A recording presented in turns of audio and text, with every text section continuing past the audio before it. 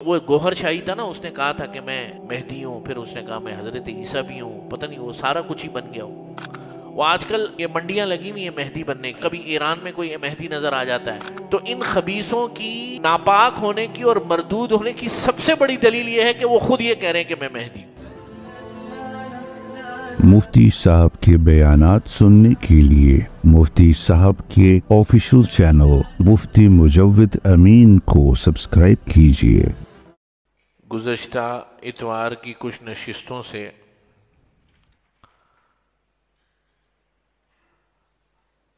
قرآن مجید کی عظیم الشان سورۃ الکہف کے ذیل میں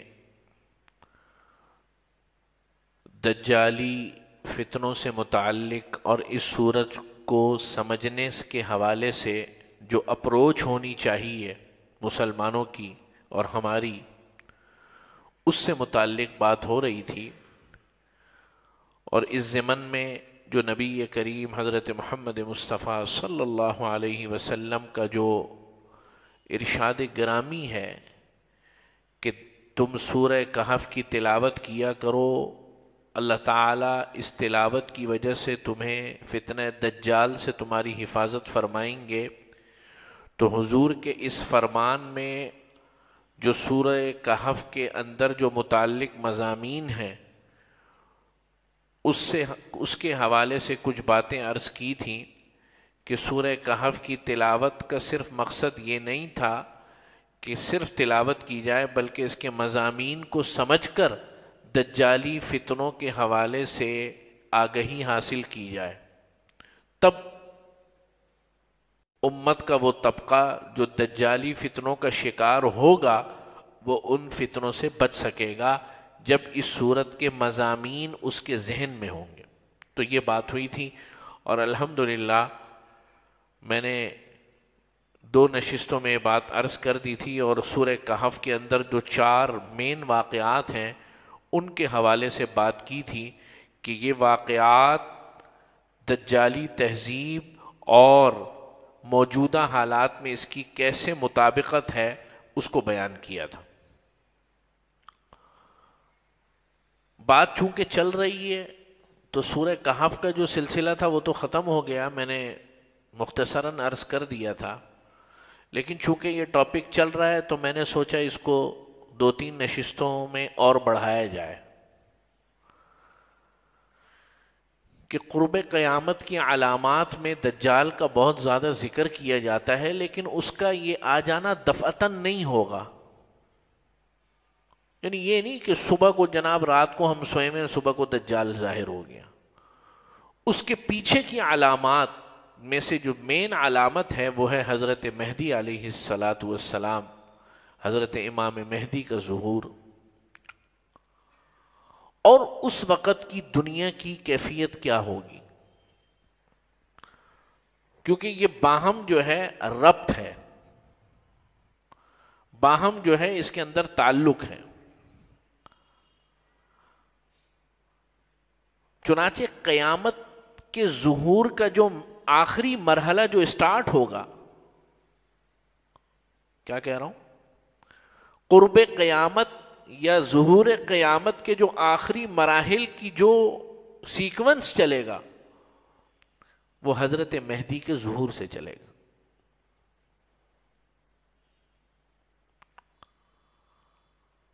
اور حضرت مہدی کا ظہور ہوگا اور اس کے بعد دجال کی آمد ہوگی، اور دجال کی آمد کے بعد حضرت عیسیٰ علیہ السلام کا نزول آسمانوں سے ہوگا، اور پھر دجال کا قتل ہوگا۔ دجال کے قتل ہونے کے بعد پوری روئے زمین پر اللہ تعالی دین اسلام کو نافذ فرما دیں گے، کلمہ گو لوگ ہوں گے، اور یہ وقت کچھ عرصہ چلے گا۔ یہ روئے زمین کے مبارک ترین ادوار میں سے ایک دور ہوگا، یعنی حضور علیہ السلام کے دور مبارک کے بعد سب سے مبارک دور یہ ہوگا، اور اس کے بعد دنیا پھر گمراہی کی طرف لوٹے گی، اور ایسی لوٹے گی کہ پھر اہل ایمان ختم ہو جائیں گے۔ جب اہل ایمان اس دنیا پر ختم ہو جائیں گے، صرف اہل شر اور اہل باطل بچیں گے تو اللہ تعالیٰ قیامت قائم فرما دیں گے. تو اس کا جو اس پورے مرحلے کی جو اسٹارٹ ہے وہ حضرت مہدی کے ظہور سے ہے. اور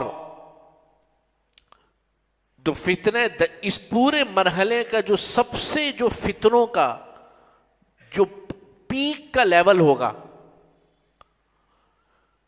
کیا لیول ہوگا؟ پیک سے مراد بالکل انتہائی لیول کا جو فتنوں کا زمانہ ہوگا وہ دجال کے عین آنے کے وقت ہوگا، یعنی اس کے ظہور پر ہوگا. اس سے پہلے بھی فتنوں کی بھرمار ہوگی اور خوب ہوگی. اس کے آنے پر فتنے اس کائنات اور اس دنیا میں فتنوں کی جو آخری حد ہوگی اس کو چھو رہے ہوں گے فتنے. ایسا دور ہوگا. اور میں یہ بات بار بار عرض کر چکا ہوں کہ اس کے فتنوں میں سب سے بڑا فتنہ جھوٹ کا ہوگا. یہ بات میں بار بار عرض کروں. روایات میں آتا ہے کہ دجال کے ساتھ 2 فرشتے ہوں گے، ایک دائیں جانب ایک بائیں جانب. دونوں فرشتے ہوں گے. ایسا فتنہ ہوگا، یعنی اس فتنے کی جو بنیاد ہوگی وہ ٹوئسٹ پر ہوگی، چیزوں کو گھمانے پر ہوگی. کیسے؟ میں آپ کو سمجھاتا ہوں. اور قربان جائیے، یقین کریں 50 سال پہلے جب دجال کے فتنوں کے بارے میں بات ہوتی تھی نا، 50 سال پہلے، خیر ہم میں سے کچھ لوگ تو زندہ نہیں تھے لیکن جو حضرات تھے تو یقین نہیں آتا ہوگا. اب تو بالکل یعنی یقین، ایسا یقین آنا شروع ہو گیا ہے کہ گویا یہ کہ اپنی آنکھوں سے دیکھ رہے ہیں. ابھی یہ جو ایلون مسک جو کچھ کر رہا ہے، ابھی جو ہے سورج کی شعاؤں کو کنٹرول میں لینے کی ٹیکنالوجی پر کام ہو رہا ہے. سورج کی شعاؤں پر، وہ جو حدیث میں، اب مصنوعی بارش تو ہر جگہ ہو رہی ہے. اب تو ابھی لاہور میں ہوئی، ہمارے ملک میں بھی ہوئی. ابھی جب یہ اسموک تھی، آپ کو یاد ہوگا، دبئی میں ہوتی ہے، پورے عرب امارات میں ہوتی ہے. تو دجال کے بارے میں آیا نا کہ جہاں چاہے گا بارش برسا دے گا، جہاں چاہے گا بارش رکوا دے گا. چنانچہ ایسی ٹیکنالوجی اب عام ہو گئی کہ بارش نہ ہو، تھوڑے سے بادل ہوں تو آپ بارش پر جو ہے کمپنیوں کو پیسے دیں. انٹرنیشنل کمپنیاں آ گئی ہیں، وہ کلاؤڈ سیڈنگ کرتی ہیں، بارش ہو جاتی ہے. اور جہاں بارش نہ ہونی ہو اس کی بھی ٹیکنالوجی آ چکی. ٹھیک ہے نا؟ تو جیسے جیسے وقت گزر رہا ہے تو دجال کے یہ جو فتنے ہوں گے اس کے متعلق ہمیں اب کسی شک و شبے میں رہنے والی بات ہی نہیں رہی. ہماری آنکھوں دیکھی باتیں اب آنا شروع ہو گئیں. تو میں عرض کر رہا تھا کہ وہ 2 فرشتے اس کے ساتھ ہوں گے، ایک دائیں ایک بائیں. تو وہ دائیں فرشتے کو کہے گا، سیدھے ہاتھ والے کو، کہ میں الہ نہیں ہوں، میں تمہارا رب نہیں ہوں. اس کو کہے گا نا. تو وہ کہے گا کذبتا، تو جھوٹ بولتا ہے. فرشتہ کیا کہے گا؟ لیکن فرشتے کی یہ آواز جو ہے، اس فرشتے کی آواز لوگوں کو سنائی نہیں دے گی. اور یہ والا جو فرشتہ ہے نا، یہ والا کون سا والا؟ الٹے ہاتھ والا. یہ پہلے فرشتے کو بولے گا صدقتا، تو نے سچ کہا. سچ تو کہا نا اس نے کہ بھائی یہ الہ نہیں ہے. اس کی آواز سب کو سنائی دے گی. تو بولے گا دیکھو کہہ رہے نا یہ صدقتا، کہ یہ مجھے کہہ رہے صدقتا کہ میں سب کا جو ہے رب ہوں. ایسا فتنہ ہوگا. سیدھے فرشتے نے کہا تو جھوٹ بولتا ہے، اس کی آواز لوگوں کو سنائی نہیں دے گی. الٹے ہاتھ کا فرشتہ سیدھے والے کو بولے گا کہ تو نے صحیح کہا، یہ جھوٹا ہے. وہ اس کے صحیح کہنے کو اپنے صحیح کہنے میں استعمال کرے گا. یہی ہو رہا ہے اس وقت میڈیا پر. ہو رہا ہے کہ نہیں ہو رہا؟ سبحان اللہ و بحمدہ سبحان اللہ العظیم. اللہ کے نبی کے معجزوں پر قربان جائیے کہ آقا علیہ الصلاۃ والسلام نے کیسے کیسے نشاندہی فرمائی. اس وقت 100% سوشل میڈیا پہ یہی ہو رہا ہے.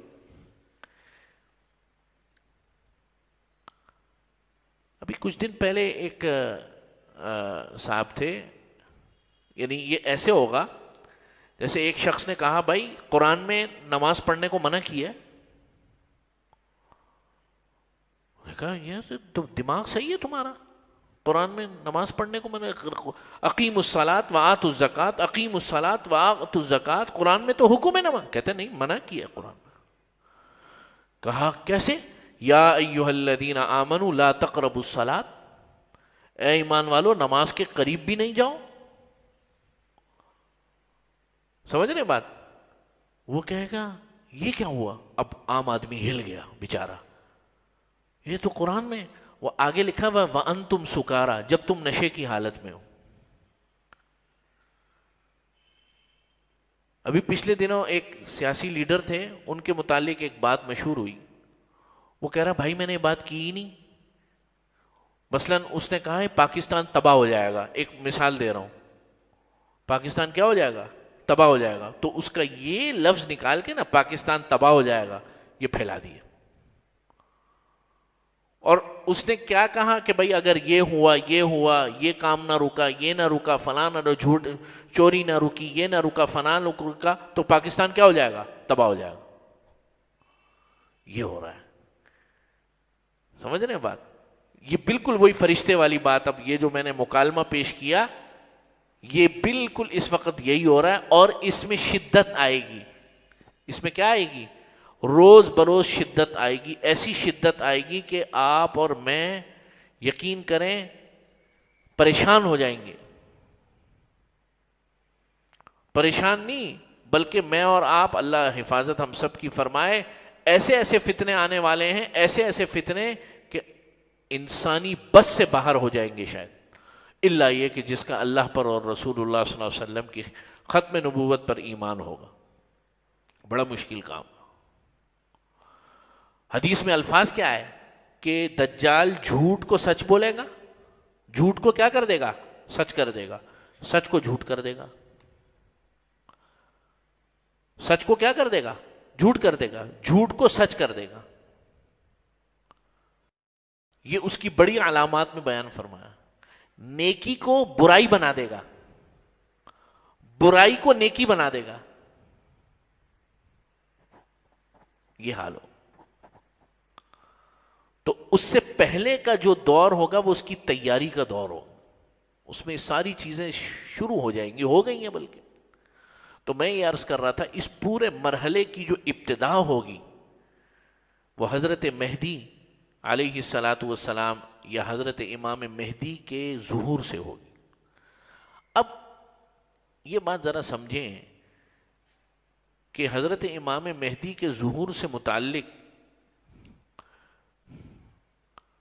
دین اسلام کے تمام طبقات میں یہ بات موجود ہے.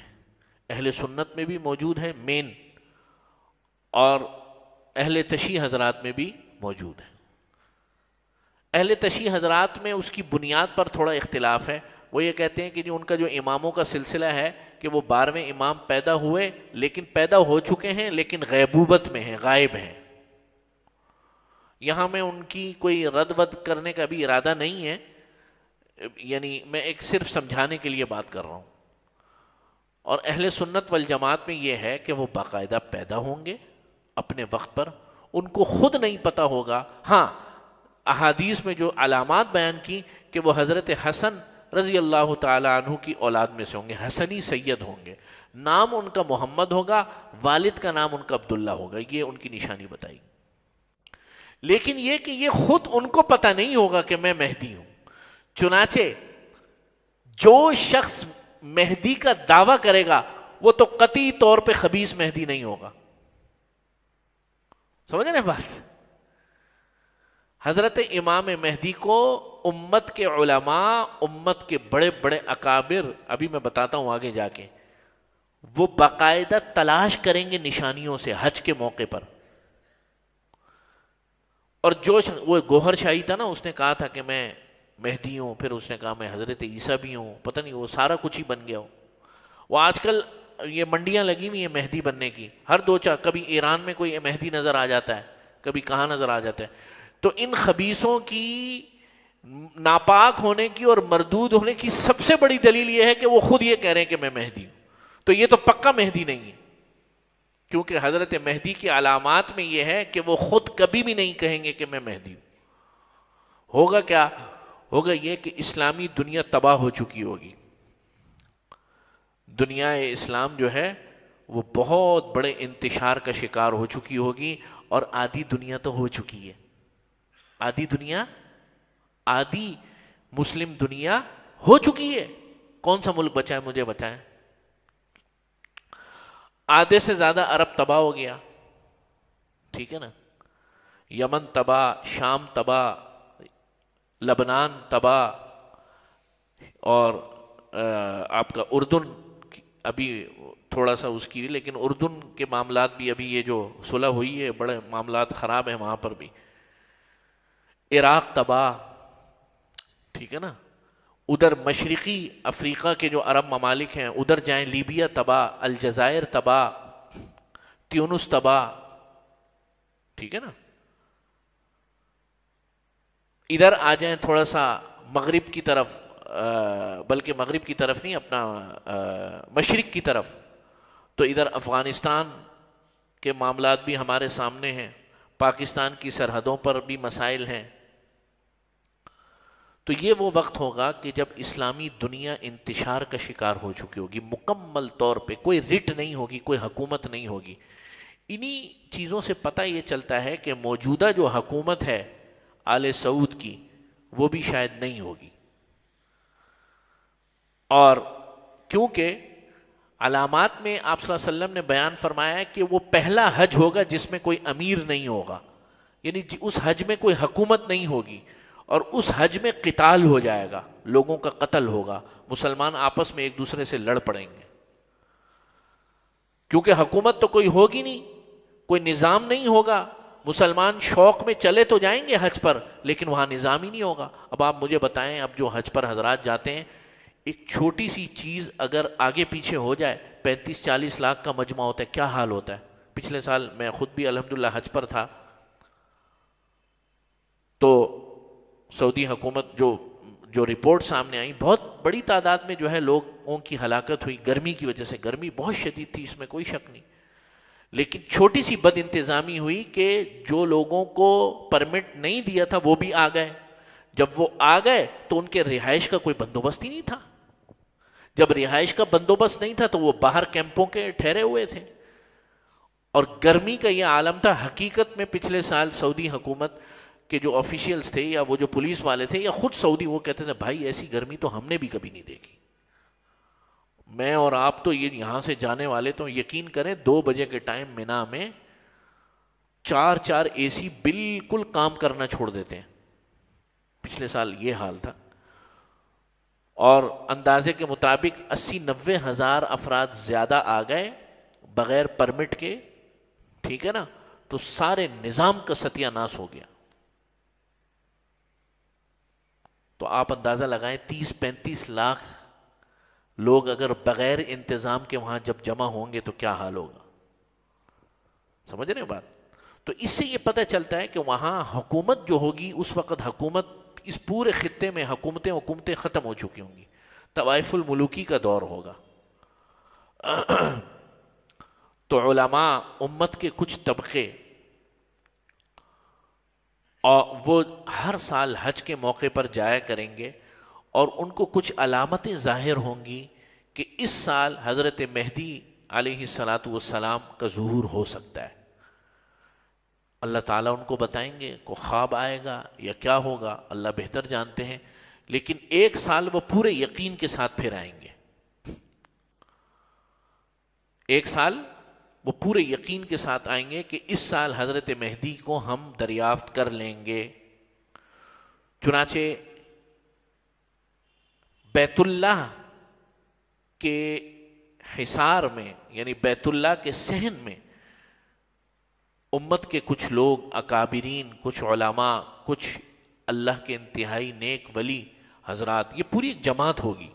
یہ 2-4 بندے نہیں ہوں گے. جماعت سے مراد یہ کہ کچھ لوگ ہوں گے. جماعت سے مراد 10, 15, 20 افراد ہوں گے. اور یہ خود بھی جو ہے اپنے آپ کو ظاہر نہیں کریں گے کہ ہم اس کام کے لیے یہاں آئے. ان خود کو اپنی جانوں کا خطرہ ہوگا. ان حضرات کو خود اپنی جانوں کا خطرہ ہوگا. تو یہ حضرات ایک جگہ پر حضرت مہدی کو علامات سے پہچان لیں گے اور پھر ان کے پاس جائیں گے اور جانے کے بعد کہیں گے کہ آپ جو ہے ہم سے بیعت لیں اور آپ اس امت کے عظیم پیشوا ہیں. آپ ہی کے متعلق جناب نبی کریم صلی اللہ علیہ وسلم نے پیشین گوئیاں فرمائیں. تو حضرت مہدی جو ہے وہاں سے مکۃ المکرمہ سے فوراً مدینہ منورہ چلے جائیں گے بچ کر کہ یہ ذمہ داری مجھ پر نہ آئے. وہ اپنے آپ کو سمجھیں گے ہی نہیں. سمجھ رہے؟ یہاں تو معمولی ایس ایچ او جناب چوڑا ہوا پھرتا ہے, وہاں پوری امت کی کمان اس کے ہاتھ میں آ رہی ہوگی, وہ بولیں گے بھائی میں اس اہل نہیں ہوں, کوئی اور ہوگا, لیکن ہوں گے وہی. یہ تمام حضرات کو پھر پتہ چلے گا کہ وہ مدینہ منورہ چلے گئے, تو یہ تمام حضرات مدینہ جائیں گے. جب وہاں پہنچیں گے, ان سے ملیں گے, منتیں کریں گے, وہ پھر مکہ مکرمہ آ جائیں گے. مکہ مکرمہ جب آئیں گے تو یہیں بیت اللہ میں یہ حضرات پھر مکہ مکرمہ آئیں گے, اور جہاں مقام ابراہیم ہے وہاں پر حضرت مہدی کو پکڑیں گے, اور یہ حضرات کہیں گے کہ اب اگر آپ نے ہم سے بیعت نہ لی تو ہمارے اوپر جو خون ہوگا وہ آپ کی گردن پر ہوگا. اس سے یہ پتہ چلتا ہے کہ ان حضرات کے پیچھے بھی لوگ پڑے ہوں گے, اور ان حضرات کو بھی اپنی جانوں کی بھی یعنی پرواہ کیے بغیر یہ کام انجام دے رہے ہوں گے, لیکن یہ امت کے لیے کر رہے ہوں گے, لیکن ان حضرات کے پیچھے بھی عالمی طاقتیں پڑی ہوں گی کہ مارو ان کو, ختم کرو. یہ ہوں گے کچھ امت کے کوئی انتہائی عظیم و شان مبارک لوگ. اس موقع پر حضرت مہدی جو ہے ان حضرات سے بیعت لیں گے, اور حدیث میں الفاظ آئے اصلحہ اللہ فی لیلۃ واحدہ, کہ اللہ تعالی حضرت مہدی کو صلاحیت عطا فرما دیں گے ایک رات کے اندر امت کی قیادت کی. کچھ بھی نہیں ہے, ابھی وہ ایک عام انسان تھے. کیا تھے؟ عام انسان. حسنی سید ہیں, نام محمد ہے, والد کا نام عبداللہ ہے, نجیب الطرفین سید ہیں, ماں کی طرف سے بھی اور باپ کی طرف سے بھی. ان کے سید ہونے میں کوئی شک و شبہ کسی کو بھی نہیں ہوگا. لیکن جب اللہ تعالی یہ منصب ان کو عطا فرما دیں گے تو حدیث میں آیا اب امت کی قیادت کے لیے اب صلاحیت بھی تو چاہیے نا, صلاحیت نہیں چاہیے کیا؟ اب یہ ہے سمجھنے کی بات. یہ دیکھیں, یہ ہم لوگ نا, بس میں کیا بتاؤں, ہمارے ذہنوں کو مسخ کر دیا گیا. دیکھیں یوسف علیہ الصلاۃ والسلام اللہ کا قرب اپنے باپ کے پاس نہیں حاصل کر سکتے تھے, یعقوب علیہ الصلاۃ والسلام کا, بولو وہاں نبی نہیں بن سکتے تھے. اللہ نے جو ان کو مقام عطا فرمانا تھا ریاست کا, اس کے لیے پہلے ٹریننگ کرنی تھی ان کی. وہ ٹریننگ وہاں نہیں ہو سکتی تھی, وہ مصر میں ہو سکتی تھی جو اس وقت کی سب سے بڑی طاقت تھی.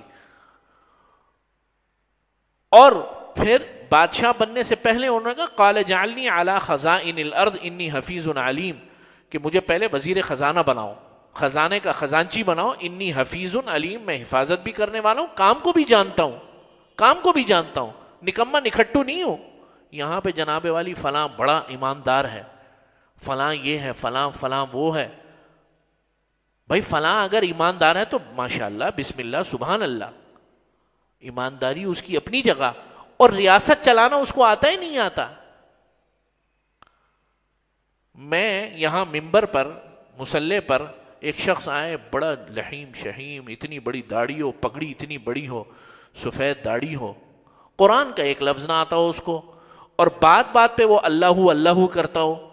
آپ اس کو امام بنائیں گے؟ بتائیں بھائی, کیوں بنائیں گے آپ؟ بھائی وہ تو نیک بھی ہے, سارا وقت ذکر کرتا رہتا ہے, جو ہے دیکھنے میں بھی اللہ کا ولی لگتا ہے, اس کو تو آپ نہیں بنائیں گے. کیوں بھائی؟ وہ مسائل نہیں جانتا, وہ قرآن مجید کی تلاوت نہیں جانتا, ممبر پہ کھڑے ہونے کے مصلے کے احکامات اس کو نہیں پتا. اور ہم اپنے لیڈر ایسے بناتے ہیں, ہم اپنے لیڈر ایسے بناتے ہیں. فلاں بہت بڑا صنعت کار تھا تو اس کو لیڈر بنا دیا, فلاں نے کرکٹ ورلڈ کپ جتایا تو اس کو لیڈر بنا دیا, فلاں جناب وہ کہاں سے آیا ہوا تھا، وہ زمیندار تھا تو اس کو لیڈر بنا دیا. کسی کے اندر صلاحیت نہیں دیکھی اس قوم نے. اور یہ صرف ہماری بات نہیں ہے، پوری قوم کی بات ہے، پوری اسلامی دنیا میں ایسے ہی ہے. یہ ہمارا مسئلہ نہیں ہے، صرف ہمارا مسئلہ نہیں ہے. فلاں جناب ٹیکسٹائل ملوں کے مالک تھے، قوم نے ان کو لیڈر بنا دیا. فلاں زمیندار تھے اور قوم نے ان کو لیڈر بنا دیا. بھائی اس کے لیے کوئی خاصیت نہیں ہے، اس کے لیے کوئی صلاحیت کا ہونا ضروری نہیں ہے. ایک اسکول ٹیچر بھی بھرتی ہوتا ہے، اس کے لیے بھی صلاحیت کو ناپا جاتا ہے. یہ ہے ہماری بربادی کی وجہ. سمجھ رہے ہیں بات؟ تو حدیث میں لفظ کیا آیا؟ اصلحہ اللہ فی لیلۃ واحدہ. اب مہدی بن تو گئے ہیں، لیکن اب ان کو صلاحی امت کی قیادت کرنی ہے. تو امت کی قیادت کے لیے ضروری ہے کہ اس وقت کے موجودہ حالات کے بارے میں ان کو پورے کا پورا علم ہو.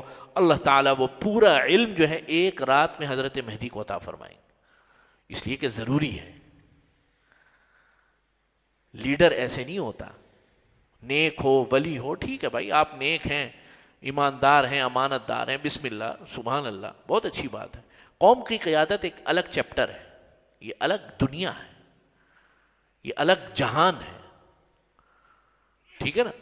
تو کہنے کا مقصد بھائی یہ کہ پھر یہاں پر حضرت مہدی کا مکمل ہوگا، ان کی بیعت مکمل ہوگی. امت کا یہ پہلا طبقہ ہوگا جو بیعت کرے گا. سمجھ رہے ہیں بات؟ یہ پہلا طبقہ ہوگا. ابھی حضرت مہدی کے بارے میں بقیہ امت کو کچھ معلوم نہیں ہے. امت ٹوٹ پھوٹ کا شکار ہے. اور بعض حضرات یہ فرماتے ہیں، اب یہ کوئی حدیث کی بات نہیں ہے، یہ کوئی قرآن کی بات نہیں ہے، یہ کسی ولی کی بات نہیں ہے، یہ کچھ دانا لوگوں کی بات ہے، یہ کچھ عقل مند لوگ. اس وقت پوری روئے زمین پر ایک ملک ہوگا مسلمانوں کا جو مستحکم ہوگا، اور وہ پاکستان ہوگا. یہ ڈاکٹر اسرار احمد کے الفاظ ہیں. میرا اس معاملے میں نے تو ان کی بات کو نقل کر دیا.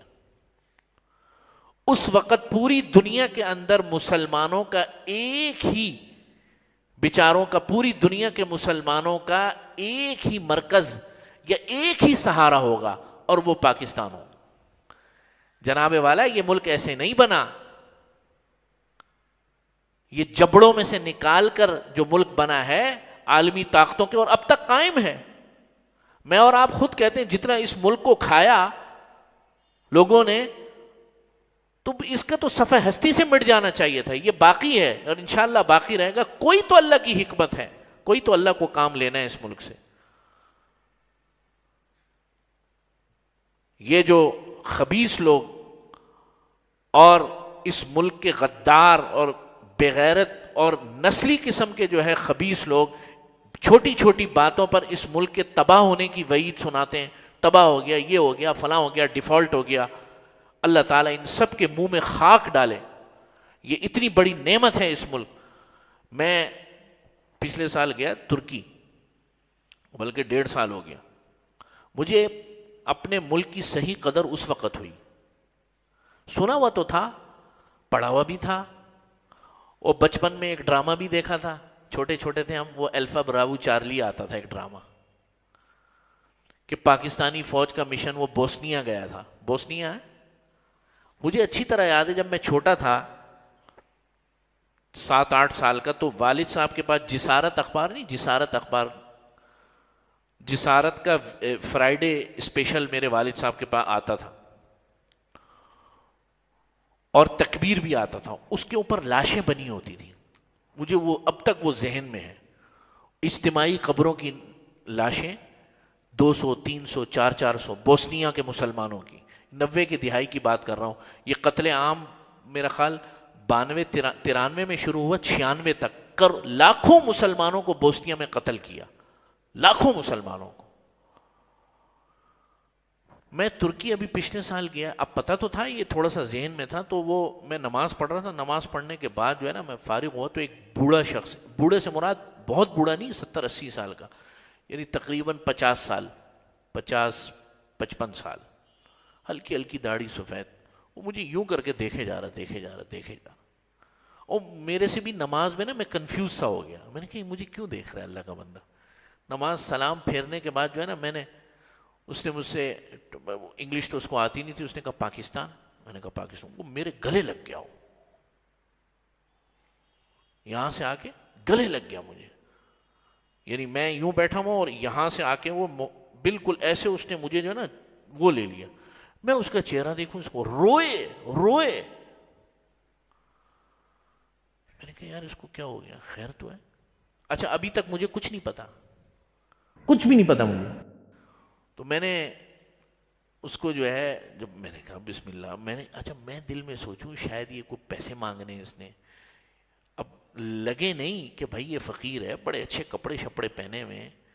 وہ میں نے کہا شاید ترکی کے فقیر بھی بڑے امیر ہوتے ہوں گے. لیکن بہرحال یہ کہ مجھے سمجھ نہیں آیا، میں خود تو جب وہ ہو گیا تھوڑی سی اس کو تسلی ہو گئی، بیٹھ گیا. وہ چھوٹی بوتل پانی کی تھی، میں نے پانی دیا اس کو، پانی پلایا. تو پھر اس نے کہا پاکستان، دوبارہ مجھے، میں نے کہا یہاں چومیں، ادھر چومیں. حافظ، کیونکہ میرا حلیہ ایسا تھا، ٹوپی سر پہ تھی. حافظ، میں نے کہا پھر چومیں. میں نے کہا پتہ نہیں کیا ہو گیا اس کو. پھر میں نے اس سے پوچھا، میں نے کہا اب اس کو زبان نہیں آتی، اب میں انگلش میں اس سے پوچھوں، عربی میں اس کو کچھ نہ آئے. وہ ادھر ادھر دیکھے وہ بھی بتانا چاہے. اتنے میں ایک ترکی والا جو قریبی بیٹھا ہوا تھا اس کو میں نے بلایا. میں نے اس سے پوچھا ڈو یو نو انگلش؟ اس نے کہا جی.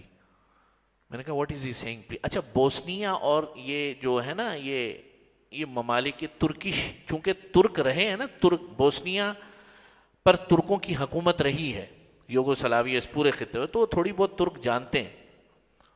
تو میں نے اس کو کہا اس سے پوچھو کیا کہتا ہے. پھر اس نے اس کو بتایا.